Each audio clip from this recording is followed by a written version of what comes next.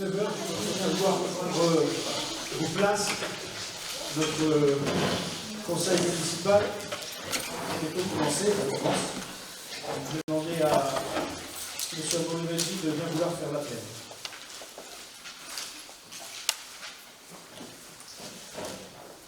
Bonsoir à tous. Alors, Charles-Alexandre Prokopovitch. Présent. Christophe Anck. Présent. Agnès Lelalic donne pouvoir à Zora El-Basri. Conrad Valran. Présent. Zora El-Basri. Présente. François Mortier. Présent. Nathalie Pastore-Top. Présente. Thierry Lemans. Présent. Marie-France Seyss. Présente. Philippe Debrul. Présent. Irène Ferranc donne pouvoir à Marie-Christine Prokopovitch. Jean-Claude Gavrin. Pascal Demey. Présente. Manuela De Freitas donne pouvoir à Amaury Medji. Marie-Christine Prokopovitch. Présente. Valérie Selos. Présente.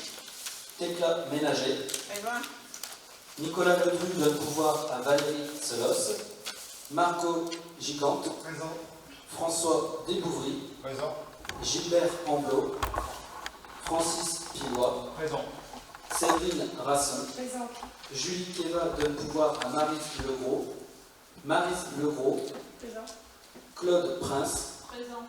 Gaëtan Jal. Présent. Francis Ménager. Présent. Mélanie Vaneuve. Présente. Francis Landré. Présent. Janine Desmulliers. Frédéric Powell. Merci beaucoup. Donc les élus ne sont pas présents ce soir pour des raisons professionnelles et puis pour Mme De Freitas, elle est positive au Covid. Donc on entend que le Covid revient. Donc elle, vous comprenez son absence ce soir et d'autres ont des obligations professionnelles ou autres. Depuis notre dernier conseil municipal, il s'est passé de nombreuses choses. La première, c'est que le président de la République a été réélu. La deuxième, c'est que l'Assemblée nationale n'est pas forcément, tout n'est pas de la couleur, n'est pas de la majorité du président de la République. Pour nous, nous avons changé de député. Donc auparavant, nous avions Mme Valérie Six, et maintenant nous avons Mme Félicie Gérard. Je parle de réaction à faire, sauf que dans les médias, on a entendu parler de, ça y est, les classes populaires arrivent à l'Assemblée. Le nom de Rachel Keke, qui est une femme de chambre. C'est très bien d'avoir une diversité, on a l'impression que c'est une nouvelle nouveauté, mais je rappelle quand même qu'il y a M. René Monory, qui a été sénateur et qui a été président du Sénat ministre, et qui était quand même garagiste. Donc on voit quand même que l'Assemblée nationale, le Parlement, donc le Sénat, ont toujours représenté aussi une part importante des différentes classes et des classes populaires. Pour ces élections, je remercie énormément les élus, les agents et surtout les assesseurs qui ne sont pas élus et les scrutateurs qui ont participé à l'organisation de ce scrutin, quelquefois pour quelques heures et pour d'autres les 4 week-ends. Donc je tiens vraiment à les saluer pour cette tenue des bureaux, ce qui fait vivre notre démocratie. On attend tous, je pense, ce soir l'allocution du président de la République pour savoir comment notre pays va être gouverné au moins pour l'année qui arrive, voire les 5 ans. Nous attendons cela. Je ne vais pas prendre plus de temps. La seule annonce que je peux faire ce soir, mais elle se retrouvera dans une délibération, c'est le versement par la mail d'une subvention concernant un projet de la commune, un projet à 92 990 € et 35 centimes, c'est la rénovation des vitraux de l'église Saint-Luc. Donc je tiens ici, en ouverture du conseil, à saluer et à remercier la métropole pour cette très très belle subvention, en espérant que ce vendredi, il y a un bureau et un conseil métropolitain, d'autres subventions suivront, mais on ne peut pas en parler avant l'adoption des délibérations. Voilà, donc je vous propose donc de passer à l'ordre du jour de ce conseil. Le premier, c'est la décision modificative de... Ah oui, exactement, monsieur DGS, j'ai oublié le procès-verbal. Donc, avant de passer à l'ordre du jour, donc le procès verbal. Y a-t-il des remarques ou des questions concernant ce PV? S'il n'y a pas de remarques, on peut considérer comme adopté, à moins qu'il y ait des approbations. Procès verbal adopté à l'unanimité. Donc nous passons à la décision modificative de crédit numéro 1 et non décision sur le titre. Donc il n'y a pas de chiffre, de remarques importantes, hormis ces ventilations de crédit, donc c'est des calculs comptables. Le seul point important, c'est évidemment les 92 990 € et 35 centimes de subvention, ce qui permet de diminuer notre potentiel recours à l'emprunt pour cette année. Voilà, je ne sais pas s'il y a des questions sur cette BL. Bon, donc on peut passer au vote. Qui s'abstient, qui vote contre? Délibération adoptée à l'unanimité. Merci. Deuxième délibération concernant les finances. Provision pour créances douteuses. Donc, comme vous le savez, sous notre ancienne nomenclature comptable, c'est-à-dire l'année 14, on avait, chaque année, on passait des titres en non-valeur. Mais on n'avait pas de provision à faire. Depuis que nous sommes en M57, on doit obligatoirement l'inscrire au crédit du budget, même si ces non-valeurs ne sont pas admises par notre conseil, ou si on n'a pas besoin d'en admettre. Les services ont fait un retour sur les 2 dernières années.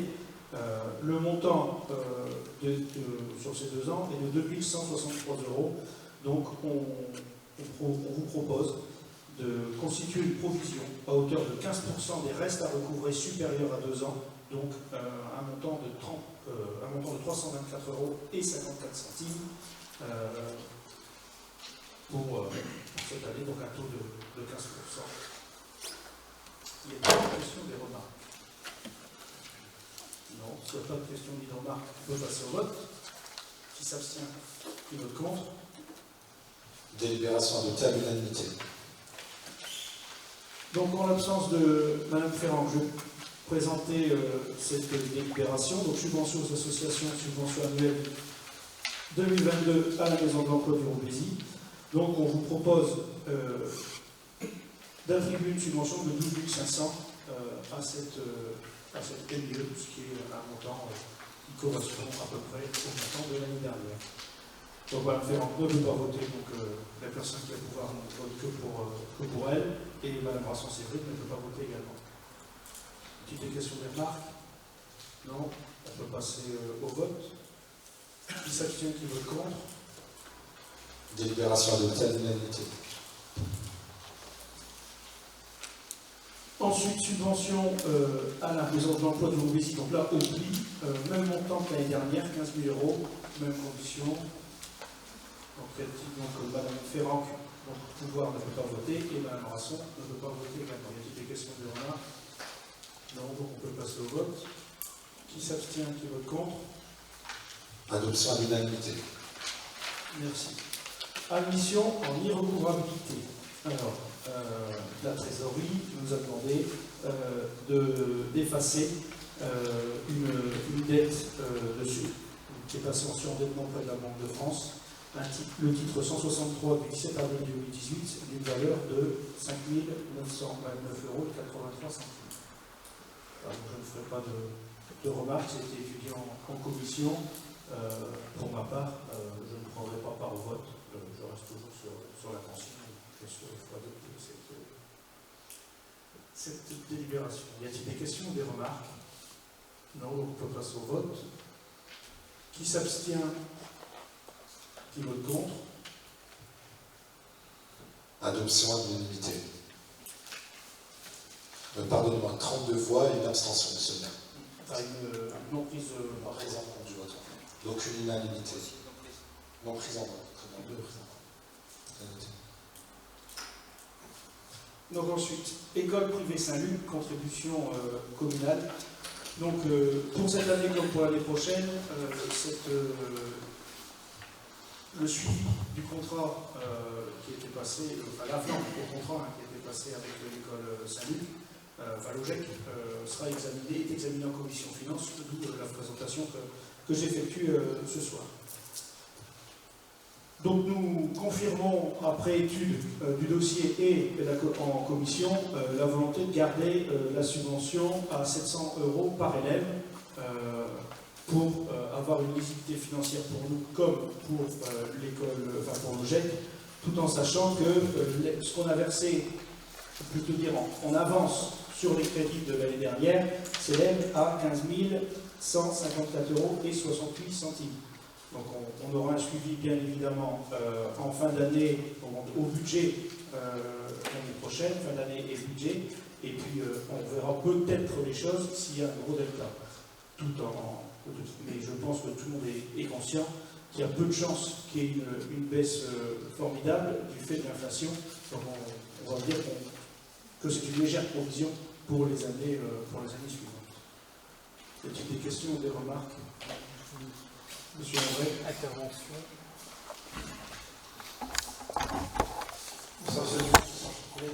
Donc oui, par rapport à cette subvention, juste une chose, c'est que l'analyse que nous avions faite l'année dernière en disant le coût de l'élève du public étant inférieur par rapport au coût de l'élève du privé, c'est vrai que la subvention était supérieure. Elle confirme notre analyse. Maintenant, c'est sûr qu'il y a deux choses qui sont importantes au niveau de l'OGEC. Soit cette subvention était importante et ils l'ont dépensée, soit elle est trésorisée. Donc voilà, donc, ce qui voulait dire que vous aviez, comme vous disiez, une subvention en avant. Voilà. Mais attention aux 2 ans. Et de toute façon, il y a un suivi qu'on fait en commission, qui est fait en commission enseignement jeunesse et qui est fait en commission finance. Les chiffres sont dans la délibération et on verra ça à chaque commission. Et le point, ce sera surtout au niveau au budget de l'année prochaine et on verra le delta restant. Je vous rappelle que les discussions qu'on a eues quand on a adopté ce contrat de 2-3 ans, c'était pour éviter d'avoir une baisse trop importante pour l'OGEC, pour que les enfants qui fréquentent l'école Saint-Luc n'aient pas une baisse trop importante pour que l'enseignement puisse être assuré. Donc, mais le cadrage, je pense, qui est bien fait et qu'ensemble, majorité comme les autres groupes, comme notre groupe, on discute à ce sujet en mettant tous les chiffres sur la table et en ayant toutes les différentes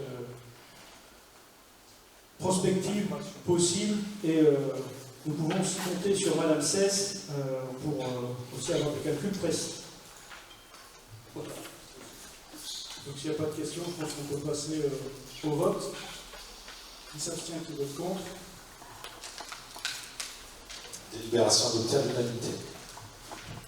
Donc je passe la parole pour la formation spécialisée en matière de santé, sécurité, conditions de travail, safety commun. Bonsoir à tous. Alors cette délibération elle va faire suite à la délibération qui a été prise le 6 avril et qui concerne la création d'un comité social territorial commun entre la ville et le CCAS. De cette création du comité social territorial commun, il va découler une formation spécialisée en matière de santé, sécurité et des conditions de travail, anciennement CHSCT. Le nombre de représentants du personnel titulaire au sein de la formation spécialisée est fixé à 4, identique à celui fixé pour le même collège au CST. Y a-t-il des questions concernant cette création du CST? S'il n'y a pas de remarques ou de questions, on peut donc passer au vote. Qui s'abstient, qui vote contre? Délibération adoptée à l'unanimité. Alors, la délibération suivante va porter sur la mise à disposition de personnel municipal en tant qu'instructeur du droit des sols auprès du syndicat du Val-de-Marque. Selon l'article de la loi 84-53 du 26 janvier 84, la mise à disposition et la situation du fonctionnaire qui va demeurer dans son cadre d'emploi est réputé y occuper un emploi, continue à percevoir la rémunération correspondante, mais qui exerce ses fonctions hors du service où il a vocation à servir. Elle ne peut avoir lieu qu'avec l'accord du fonctionnaire et doit être prévue par une convention conclue entre l'administration d'origine et l'organisme d'accueil. L'organe délibérant de la collectivité territoriale en est préalablement informé. soir la mise à disposition d'un agent titulaire auprès du syndicat du Val-de-Marque. Cet agent exercera ses fonctions pour ce syndicat à raison de 60% comme instructeur du droit des sols, et cela pour une durée de 3 ans, à compter du 1er avril 2020. Y a-t-il des questions, des remarques? S'il n'y a pas de demande d'intervention, on peut passer au vote. Qui s'abstient, qui vote contre? Délibération adoptée à l'unanimité. Le tableau des effectifs. Tableau des effectifs. Alors, c'est une délibération qui va porter sur la mise en place d'un référent santé afin de répondre aux nouvelles réglementations relatives à l'encadrement dans les structures accueillant des tout-petits, dont les objectifs sont les suivants. L'information et la sensibilisation et le conseil au niveau de la direction et de l'équipe de l'établissement ou du service en matière de santé du jeune enfant et d'accueil inclusif des enfants en situation de handicap ou atteints de maladies chroniques. Mon deuxième objectif, c'est d'apporter un concours pour la mise en œuvre des mesures nécessaires à la bonne adaptation au bien-être et au bon développement des enfants et au respect de leurs besoins dans l'établissement ou le service. Troisième objectif, c'est de pouvoir contribuer dans le cadre du dispositif départemental de traitement des informations préoccupantes en coordination avec la responsable de l'établissement au repérage des enfants en danger ou en risque de l'être et à l'information de la direction et des professionnels sur les conduites à tenir dans ces situations. Afin de pourvoir à ce poste, M. le maire propose au Conseil la création d'un poste de puéricultrice et d'un poste d'infirmière en soins généraux afin de répondre à ces nouvelles obligations réglementaires. Le tableau des effectifs est donc, vous est donc proposé dans ce sens. Y a-t-il des remarques ou une intervention? Non, on passe au vote. Qui s'abstient, qui vote contre? Délibération adoptée à l'unanimité. Cimetière communal, entretien de concession funéraire.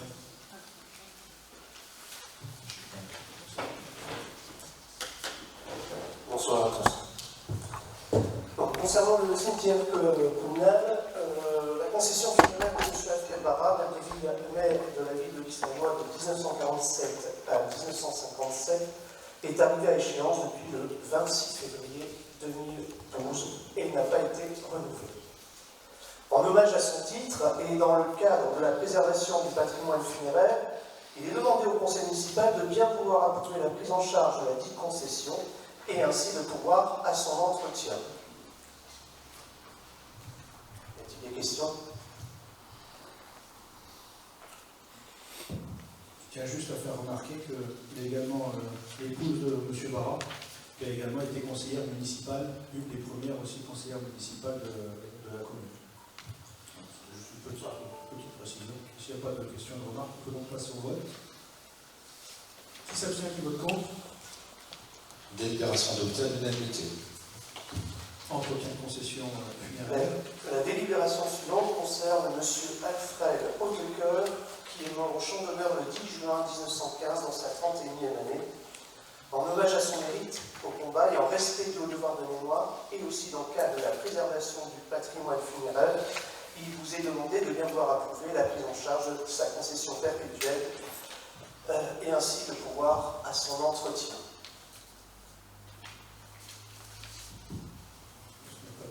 Remarques, on repasse au vote. Qui s'abstient, qui vote contre? Délibération adoptée à l'unanimité. Pour la dernière délibération concernant le cimetière, elle concerne M. Louis Asselsweiler, qui est mort suite à ses blessures au Champ d'honneur le 1er avril 1918, dans sa 18e année. En hommage aussi à son mérite au combat, en respect du devoir de mémoire, et toujours dans le cadre de la préservation du patrimoine funéraire, il est demandé au conseil municipal de bien vouloir approuver la prise en charge de la concession perpétuelle dans laquelle il repose, et ainsi pourvoir à son entretien. Des remarques? Monsieur André. On va passer au vote de délibération. Et une remarque plus générale du cimetière. Si vous le souhaitez. Donc on peut passer donc au vote. Qui s'abstient, qui vote contre? Délibération adoptée à l'unanimité. Donc au niveau du cimetière, j'ai eu l'occasion d'aller plusieurs fois au mois de mai et juin au cimetière. Et entre autres au niveau du carré des soldats, le 15 mai, Et on parle d'entretien et il faudrait peut-être mettre dans le règlement qu'un entretien spécifique, régulier devrait se faire parce que franchement, la tombe des soldats était pas du tout en rapport à ce qu'on délibère aujourd'hui. Alors j'ai vu que le carré des soldats c'était sûr, et là je suis allé cette semaine sur l'espace réservé aux monuments morts, là par contre c'était très bien. Mais les allées sont sales, c'est pas tout entretenu actuellement. Et je pense qu'au niveau du cimetière, c'est un lieu quand même un lieu public. Donc si vous ne croyez pas, j'ai une photo, mais je souhaite y aller très prochainement et vous verrez l'état dans lequel il est le cimetière. Voilà, merci. Je prends note de votre intervention, M. Mohamed.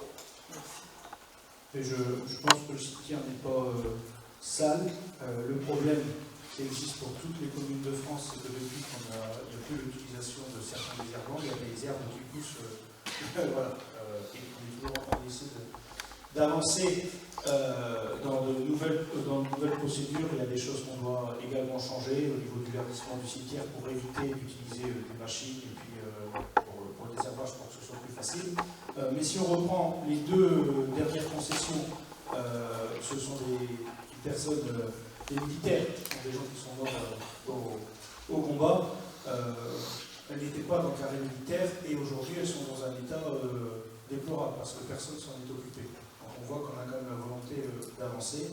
Maintenant il y a aussi le problème d'entretien des tombes par les familles et comme on a discuté aussi en commission, vous savez que le nombre d'exhumations restantes, donc des concessions qui sont échues mais non exhumées, est évalué à 1 million d'euros, donc on n'a pas non plus la possibilité de le faire. Il y a aussi un nouveau règlement du cimetière qui a été mis en place avec la numérotation obligatoire des tombes et aussi une partie pour savoir pour connaître les responsabilités de la ville, des familles et aussi des entreprises funéraires. Ceci dit, ça ne fait pas tout. On a également un œil important tourné sur le cimetière parce que c'est un lieu de mémoire, un lieu de respect et les remarques ont été prises évidemment en compte, mais je ne dis pas que le cimetière est. Et voilà, je pense que je vais assez régulièrement. J'ai fait 4 cimetières. J'ai les photos si vous voulez, je les ai là. J'ai fait 4 cimetières. Et vous verrez très bien où se trouve le cimetière de Lys par rapport aux 3 autres. Mais je pense qu'on ne va pas faire le guide Michelin des cimetières, excusez-moi de cette petite remarque. Mais en plus, certains cimetières sont entretenus. Ce type de remarque, normalement, relève de la commission et non du conseil municipal. C'était l'occasion pour l'entretien, je veux dire. Mais c'est juste parce qu'il y a la presse et il faut se dire. Voilà, on a pris les remarques et sachez qu'on va tout mettre en œuvre pour que le cimetière soit toujours dans un état impeccable et dû à la mémoire de chaque personne qui repose. Voilà, donc on va passer à la convention d'objectifs du CNO Association de la Maison de l'Initiative et de l'Emploi. Donc on a versé la subvention liée à la convention d'objectifs, qui est une reconduction de la convention précédente. Y a-t-il des remarques? Non, il y en a pas eu en commission, mais on va en avoir ce soir. Donc on peut passer au vote. Qui s'abstient, qui vote contre? Adoption à l'unanimité. Donc en l'absence, comme je l'ai dit, Mme De Freitas, du fait du Covid, je vais présenter rapidement la convention avec le département sur le financement de l'accueil éveil. Ça n'a pas posé de remarques particulières en commission. C'est juste une mise à jour pour avoir un financement de la part du département. Le financement de cet accueil repose sur un dispositif à bon de commande pour une durée maximale de 6 mois. L'établissement est rémunéré en fonction du nombre d'heures d'accueil au tarif moyen en vigueur au sein de l'établissement. Pour participer aux frais de coordination et au travail partenarial, une majoration de 20% est appliquée au coût total de l'accueil. Je ne sais pas s'il y a des remarques non plus. On passe au vote. Qui s'abstient, qui vote contre. Délibération adoptée à l'unanimité. Relais d'assistance paternelle, changement d'appellation et mission. En changement d'appellation, enfin changement de mission, il n'y a pas de changement important, mais la CAF, dans sa grande continuité, il faut changer les noms, hein, on change tout le temps les noms, parce qu'on va passer, on va passer en RPE, plutôt qu'en RAM, donc en relais de petite enfance. Ils ont sans doute passé des heures pour réfléchir au nom. Mais bon, si on ne change pas le nom, on n'a plus d'argent. On va changer le nom, enfin, je vous propose de changer le nom. Y a-t-il des remarques ou des questions? Non, on peut passer au vote. Qui s'abstient, qui vote contre? Délibération d'état et d'unanimité. Multi-accueil, règlement de fonctionnement. Donc, ça a également été vu en commission. Les principaux changements, c'est le classement de l'établissement qui change, parce qu'on parle désormais de grandes crèches, vu que les capacités entre 40 et 59 places. Les dispositions en matière de règlement doivent figurer dans le règlement. Alors, les enfants sont accueillis, seront toujours accueillis en sécurité comme c'était auparavant. C'est juste des mises en forme, si je puis me permettre. Il n'y a pas de questions. On peut passer au vote. Qui s'abstient, qui vote contre? Adoption à l'unanimité. Voilà, donc à titre d'information, vous avez deux tracts, le rapport sur la dotation de solidarité urbaine, avec une affectation des crédits de la DSU, et pour la première fois, un rapport sur le développement durable sur la ville de Kismayo. Donc je vais passer la parole à Nathalie Tom-Pascaret. Mesdames et messieurs, bonsoir, mesdames les élus. Donc effectivement, au vu de la délibération du 27 septembre 2007 sur la mise en œuvre d'une politique de développement durable, vu l'agenda 21 communal et le décret 2011-687 du 17 juin 2011 qui impose aux collectivités territoriales de plus de 50 000 habitants de rédiger chaque année un rapport sur la situation en matière de développement durable. Nous, la municipalité de Kismayo, soucieuse de l'avenir de la planète, afin d'accélérer la transition énergétique et de communiquer les réalisations de la commune, mais aussi de se fixer des objectifs annuels. C'est pourquoi ce rapport a été établi. Il y a donc des actions qui sont actées, d'autres qui sont en cours, et des projections. On va parler de l'éclairage public. Au 31 décembre 2021, la ville de Kismayo comptait 2049 candélabres, dont 947 fonctionnant avec de la LED. Objectif 2022, 170 en rénovation de points lumineux complémentaires, portant le total à 1157 points lumineux en LED, ce qui fait 56% du parc. Au niveau d'éclairage des bâtiments municipaux, la ville compte 8 bâtiments totalement en LED, 20 bâtiments partiellement en LED et un bâtiment avec un ancien éclairage. Objectif 2022, donc, remplacer tous les éclairages les plus consommateurs en LED. Pour ce qui est de la récupération de l'eau pluviale, la ville de Kismayo dispose de 3 cuves de récupération d'eau pluviale se situant au stade Jean Chaul, Jules Ferry et la nouvelle cuisine centrale, ce qui représente 80 m3 d'eau économisée. Sur la flotte automobile, la ville et le CCAS comptent un parc de 37 véhicules, ce qui représente pour l'année 2021 12 421 litres de gasoil et 3 643 litres d'essence. Objectif 2022, remplacement des véhicules les moins consommateurs, voire de l'électrique, et voire aussi l'installation de bornes électriques sur plusieurs années. La MED doit nous présenter un plan de déploiement de bornes pour les particuliers en fin d'année 2022. Au niveau du restaurant municipal, le service municipal a servi et livré 184 000,22 repas en 2021. Ont été utilisés 26,72% d'achat local, 21,62% de bio, plus différents labels ou équivalents à hauteur de 22,86%, ce qui équivaut à 52,18% de produits de qualité servis à 10. D'ailleurs, le 5 avril dernier, notre ville a obtenu le label Territoire Bio Engagé. Nous avons inauguré l'atelier culinaire du fait maison, ce qui permettra d'augmenter la part de bio et de local dans les repas municipaux. En ce qui concerne les déchets de cet atelier, ils sont récupérés par la MEL et transformés en biogaz pour le campus. Pour les espaces verts, notre ville est propriétaire de 4500 mètres linéaires de haies de tout type, de 17 932 mètres carrés de massifs et de 125 000 mètres carrés d'espaces verts. La coulée verte est la propriété de la Belle, tandis que le parc urbain est une propriété métropolitaine sous gestion municipale. Pour rappel, la ville a acquis en 2020 la maison et le bois d'Aguin. Réflexion citoyenne autour du projet en cours. Objectif 2022, élaborer une nouvelle convention avec la Belle pour la gestion du parc urbain.